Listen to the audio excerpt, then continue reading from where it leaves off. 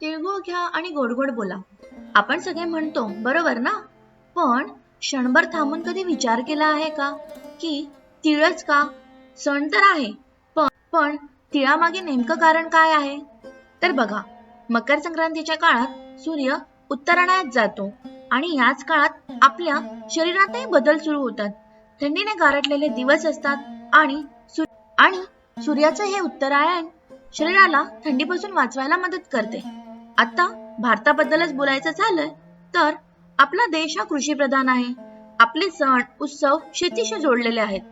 रब्बी हंगामाची पेरणी झालेली असते आणि खरीप हंगामातील मका, ऊस, शेंगदाणे, उडीद यांसारखी पिके शेतात येतात. याच काळात मकर संक्रांती येते. शेतकऱ्यांच्या घरात अन्नधान्य भरलेलं असतं आणि म्हणूनच खरीप हंगामातील पदार्थांनी संक्रांती साजरी केली जाते. आणि आता आपण येऊया तिळगुळाकडे. तीळ हा उष्ण मानला जाणारा पदार्थ आहे.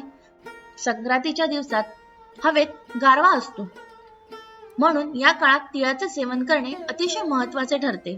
तीळ आणि गूळ एकत्र खाल्ल्याने शरीरात उष्णता निर्माण होते आणि थंडीच्या दिवसात शरीर उबदार राहायला मदत होते. मित्रांनो, ही माहिती कशी वाटली? माहिती आवडली असेल तर लाईक करा, शेअर करा, सबस्क्राईब करा मराठी चैतन्य YouTube चॅनलला. धन्यवाद.